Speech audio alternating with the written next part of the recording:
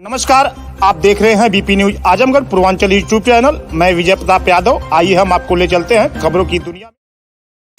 तथागत गौतम बुद्ध ने शिक्षा के जनक महात्मा ज्योतिबा फूले, आरक्षण के जनक छत्रपति साहू जी महाराज,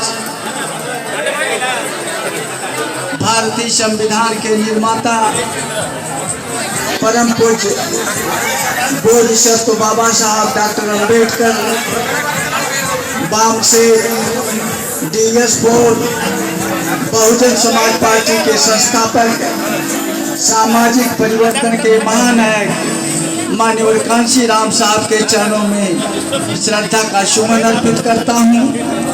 बहुजन समाज पार्टी की राष्ट्रीय अध्यक्ष, उत्तर प्रदेश की 4 बार मुख्यमंत्री रही, लोकसभा राज्यसभा की पूर्व सांसद माननीय बहन कुमारी मायावती जी के नीतियों में आशा और विश्वास रखते हुए आज बाबा साहब डॉक्टर अम्बेडकर के इस जन्मदिन के मौके पर आज इस जयंती समारोह में इस कार्यक्रम की अध्यक्षता करते हुए मंडल प्रभारी भाई विनोद चौहान जी, इस कार्यक्रम के मुख्य अतिथि आजमगढ़ बनारस मंडल के मुख्य जोन कोऑर्डिनेटर और प्रदेश के कई मंडलों में कोऑर्डिनेट कर चुके और जमीन से लेकर के यहाँ तक इन्हें पहुँचने का जो मौका मिला है,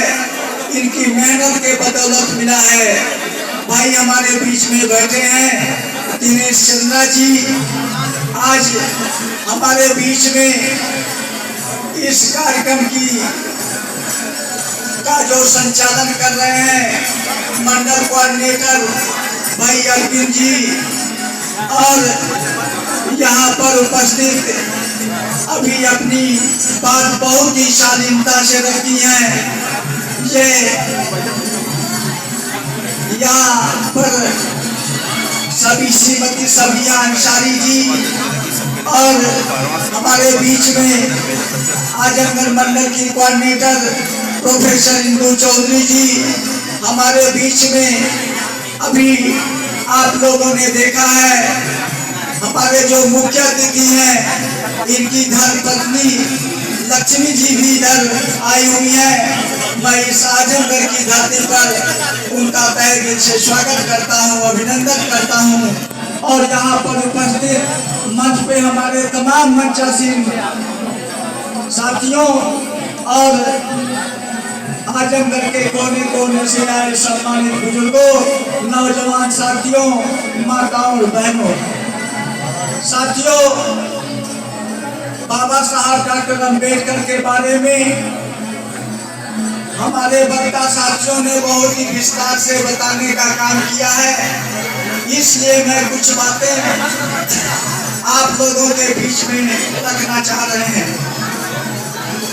26 नवंबर 1949 को बाबा साहब डॉक्टर अम्बेडकर ने कहा था कि 26 जनवरी 1950 को तुम विरोधाभास की जिंदगी में प्रवेश करोगे। राजनैतिक क्षेत्र में तुम्हें समानता का दर्जा मिलेगा। एक व्यक्ति को एक वोट और एक वोट की एक कीमत होगी, लेकिन सामाजिक और आर्थिक क्षेत्र में गैर बराबरी की जिंदगी व्यतीत करोगे। यदि इस गैर बराबरी को यथाशीघ्र समाप्त नहीं किया गया तो जो लोग इस गैर बराबरी के शिकार होंगे वे लोग जनतंत्र के महल को ताश नाश कर देंगे, जिसको हमने बड़ी मुश्किल से बनाया है। इसलिए साथियों, आप सभी लोगों को बाबा साहब डॉक्टर अम्बेडकर के जन्मदिन पर जो उन्होंने आपको जिम्मेदारियां सौंपी है, जो उन्होंने आपको दिशा निर्देश दिया है, जिसको बहुजन समाज पार्टी के संस्थापक माननीय कांशी राम साहब ने बहुजन समाज पार्टी बनाने से पहले उन्होंने संकल्प लिया था कि बाबा साहब ने हमें दो जिम्मेदारियां दी हैं। इस देश में जो सामाजिक गैर बराबरी है, जो आर्थिक गैर बराबरी है, मैं जीते जी उसे खत्म कर दूंगा। और माननीय कांशीराम ने इस गैर बराबरी को खत्म करने के लिए ये कन्याकुमारी से लेकर कश्मीर तक और कोहिमा से लेकर के पोरबंदर तक लाखों किलोमीटर साइकिल चला करके, छोटी छोटी स्तर की मीटिंगें करके, रैलियां करके, सेमिनार करके, सिंपोजियम करके बाबा साहब डॉक्टर अम्बेडकर के बाद माननीय कांशीराम साहब ने इस देश की जो पॉलिटिकल पावर है, अगर उसको किसी ने समझाने का काम किया तो माननीय कांशीराम साहब ने किया। और इसी के साथ साथ उन्होंने बहुजन समाज पार्टी बना करके आपको राजनैतिक सत्ता के महत्व को बताया। इसलिए साथियों मैं कहना चाहता हूँ कि आज बाबा साहब डॉक्टर अम्बेडकर की जयंती है। हम मानते जरूर हैं, हम उनकी जयंतियां मनाते हैं, लेकिन उनके बताए हुए रास्ते पर चलने के लिए तैयार नहीं है।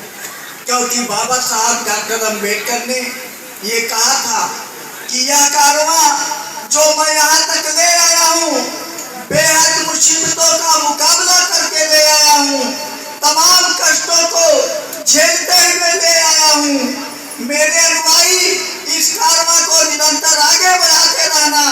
यदि आगे न बढ़ा सको तो उसको वही रोक देना, पीछे मत आने देना। तो बाबा साहब डॉक्टर अम्बेडकर का वो कारवां क्या था? उन्होंने कहा संविधान में जो मैंने अधिकार दिया है तुम्हारी बेहतरी और तरक्की के लिए यह पर्याप्त नहीं है, तुम्हें और अधिकार लेने की जरूरत है। यदि और अधिकार न ले सको तो संविधान में अनुसूचित जात, अनुसूचित जनजाति को इस देश की सरकारी और गैर सरकारी नौकरियों में, पढ़ाई लिखाई में मैंने 22.5% का आरक्षण दिया है। आज हमारे ओबीसी के भाई हैं, उस समय बाबा साहब डॉक्टर अम्बेडकर की बात को नहीं मानी, लेकिन जब उन्हें संविधान बनाने का मौका मिला तो उन्होंने संविधान की धारा 340 में व्यवस्था किया और राष्ट्रपति को अधिकार दिया कि राष्ट्रपति समय समय पर आयोग बैठा करके सामाजिक और आर्थिक रूप से जो पिछड़े हुए लोग हैं उनकी सूची बनावे और उनको भी अनुसूचित जात जनजात की तरह आरक्षण की व्यवस्था करें। तो इसलिए साथियों मैं ये कहना चाहता हूँ कि बाबा साहब डॉक्टर अम्बेडकर ने जो ये अनुसूचित जात जनजात को, पिछड़ी जात को जो संवैधानिक आरक्षण दिया, आज आजादी के 76 साल बीतने के बाद भी अनुसूचित जात जनजाति को 22.5 में से अब तक 8% मिला है। पिछड़ी जात को 27.5 में से 4% मिला है। जबकि बाबा साहब ने कहा कि अगर और अधिकार न ले सको तो कम से कम इतना जरूर करना कि जो हमने दिया है उसको पूरा करना। और साथ ही बाबा साहब ने यह भी कहा कि संविधान में मैंने तो तुम्हें अधिकार दे दिया है, लेकिन यह अधिकार तुम्हें तब तक नहीं मिलेगा जब तक तुम इस देश की राजनीतिक सत्ता पर कब्जा नहीं करोगे। और राजनीतिक सत्ता पर कब्जा करने के लिए हमने तुम्हें 2 चीज दिया है, एक तरफ लोकतंत्र दिया है और दूसरे तरफ एक वोट का अधिकार दिया है। लोकतंत्र में राजा कौन बनता है? लोकतंत्र में राजा वह बनता है जिसके वोट ज्यादा है। जब इस देश में दबे कुचले लोगों की तादाद ज्यादा है, उनके वोट ज्यादा हैं, अगर ये अपने वोट की कीमत को समझ गए होते, आपस में भाईचारा बना लिए होते, तो आज ये हुक्मरान कौन होती। इसलिए आप लोगों को बाबा साहब की जयंती पर ये संकल्प लेकर के जाना है कि हम आपस में भाईचारा बनाएंगे, वोट की कीमत को हम जन जन तक पहुंचाएंगे, सत्ता के महत्व को बताएंगे, तब जाकर के बहन कुमारी मायावती जी इस प्रदेश की मुख्यमंत्री बनेगी, इस देश की प्रधानमंत्री बनेगी। इसलिए साथियों मैं कहना चाहता हूँ कि आज तमाम लोग, तमाम जो विरोधी पार्टियां हैं, जो हमेशा बहुजन समाज पार्टी का विरोध करती रही हैं, जो बाबा साहब डॉक्टर अंबेडकर का विरोध करती रही हैं, आज उनकी मजबूरी हो गई है कि आज वो भी जयंती मना रहे हैं। भारतीय जनता पार्टी के लोग मना रहे हैं, कांग्रेस के लोग मना रहे हैं, समाजवादी पार्टी के लोग मना रहे हैं। क्यों मना रहे हैं? क्योंकि आपको फोड़ने के लिए मना रहे हैं, आपको तोड़ने के लिए मना रहे हैं कि हम भी अम्बेडकरवादी हैं। साथियों मैं यहाँ तक ये कहना चाह रहा हूँ कि वे लोग बाबा साहब डॉक्टर अंबेडकर के विचारों की बात तो छोड़िए, आज उन लोगों को बाबा साहब की मूर्तियों से डर लगता है। हम लोगों को रोज शिकायतें आती हैं कि बाबा साहब डॉक्टर अंबेडकर की यहाँ मूर्ति टूट गई, वहाँ टूट गई। ये तोड़ने वाले कौन लोग हैं? यही विरोधी पार्टियों के लोग हैं जो हमेशा बाबा साहब डॉक्टर अंबेडकर की मूर्तियों को तोड़ते हैं। वह बाबा साहब की विचारधारा को खत्म करना चाहते हैं। इसलिए साथियों, विचारधारा तो कभी सब खत्म नहीं होती, कभी समाप्त नहीं होती।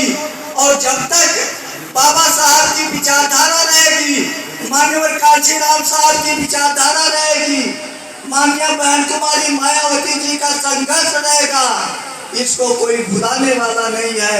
इसलिए हम आपका ज्यादा वक्त न लेते हुए हम आप सभी लोगों से यही गुजारिश कर रहे हैं। मंच पे हमारे जो बैठे हुए लोग हैं, हमारे जो यहाँ नीचे बैठे हुए लोग हैं, अगर ये सारे लोग आपस में भाईचारा बना लें, सामंजस्य बना लें, एक साथ मिल करके काम करना शुरू कर दे, तो निश्चित रूप से बाबा साहब डॉक्टर अंबेडकर और माननीय कांशीराम का सपना पूरा हो सकता है। महामानव, परम पूज्य संविधान निर्माता, बौद्ध सत्य, भारत रत्न बाबा साहब डॉक्टर अंबेडकर के चरणों में नमन करते हुए 21वीं शताब्दी के जननायक, महानायक, बहुजन समाज पार्टी के संस्थापक बामसेफ DS4 बहुजन समाज पार्टी के संस्थापक माननीय कांशीराम साहब के चरणों में नमन करते हुए समय समय पर जन्मे संतों, गुरुओं, महापुरुषों को नमन करते हुए भारत की शेरनी, न्याय की देवी, उत्तर प्रदेश की 4 बार मुख्यमंत्री रही और बहुजन समाज पार्टी की राष्ट्रीय अध्यक्ष बहन कुमारी मायावती जी की नीतियों को विश्वास करते हुए आज के अध्यक्षता कर रहे सम्मानित शानदार जिला अध्यक्ष भाई विनोद चौहान जी, हमारे आज के मुख्य अतिथि, हम लोगों के नेता आदरणीय दिनेश चंद्रा जी, हमारे राजनीतिक गुरु, हम लोगों के कर्मदाता भाई डॉक्टर बलराम साहब, हमारे बीच में हम लोग प्रदेश में मंत्री रहे माननीय हीरालाल गौतम जी, हमारे बीच में संचालन कर रहे भाई अरविंद कुमार गौतम जी जो मुख्य मंडल प्रभारी हैं, हमारे बीच में अफजल खां साहब, गुड्डू साहब, तमाम साहब, श्री राम जी, तमाम साहब जी, इस बीच में शंकर यादव जी, तमाम हमारे बीच में आलोक रंजन जी, आलोक सिंह जी, तमाम साथी हमारे बीच में बैठे हैं। हम अपनी कम समय में अपनी बात समाप्त करेंगे। 20 जुलाई 1942 को बाबा साहब ने एक दलित महासम्मेलन में कहा कि जानवर से बेहतर जिंदगी जीने वाले लोग, जिनको जानवर भी नहीं समझा जाता है, परछाई से भी घिरा होती है, मैं उनको इंसान बनाने की कोशिश कर रहा हूँ।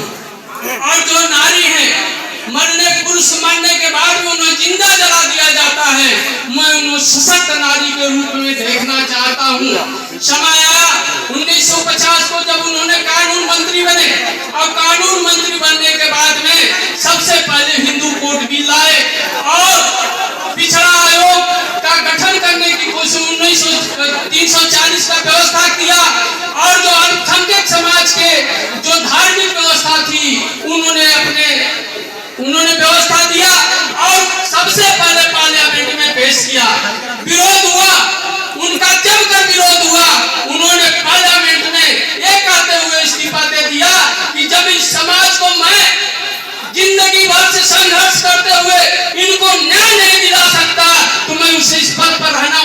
नहीं है, उन्होंने इस्तीफा देकर चले गए और फिर उन्होंने जाकर के घर बैठ गए।